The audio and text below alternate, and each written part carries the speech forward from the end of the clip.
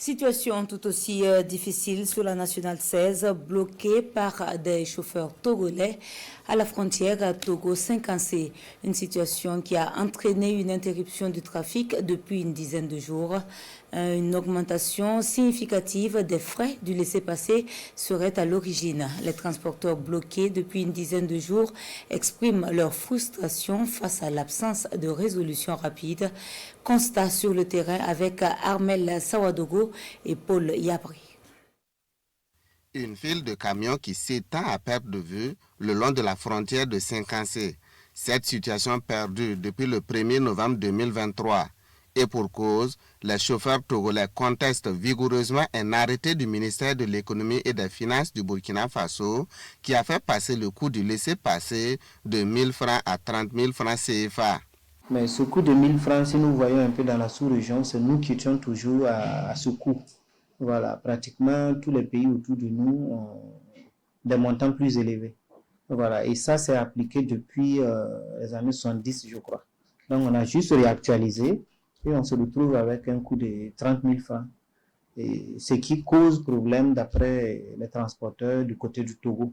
Pourtant, près de 300 transporteurs ont déjà payé ces frais, mais restent immobilisés en raison des manifestations du côté togolais.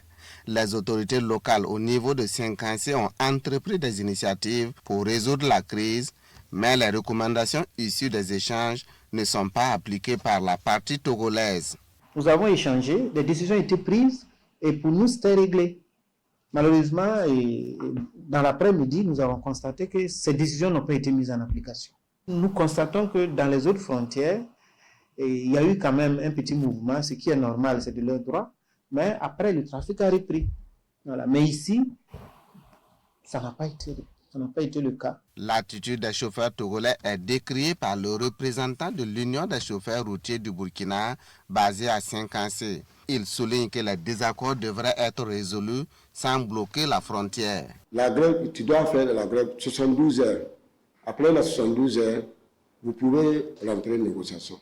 Et puis tu donnes des délais. Mais ils n'ont pas fait ça. Chaque fois, nous, pour négocier avec eux, ils sont refusés. Ils ont dit que c'est leur côté. C'est leur territoire. Vous savez que notre pays traverse une crise sécuritaire. Se retrouver ici en pleine brousse pour passer des nuits depuis une semaine, ce n'est pas facile. Aussi, il faut parcourir plus d'une dizaine de kilomètres pour aller manger et réserver pour la soirée. Nous ne parlons même plus de se laver. Ce n'est vraiment pas facile notre situation.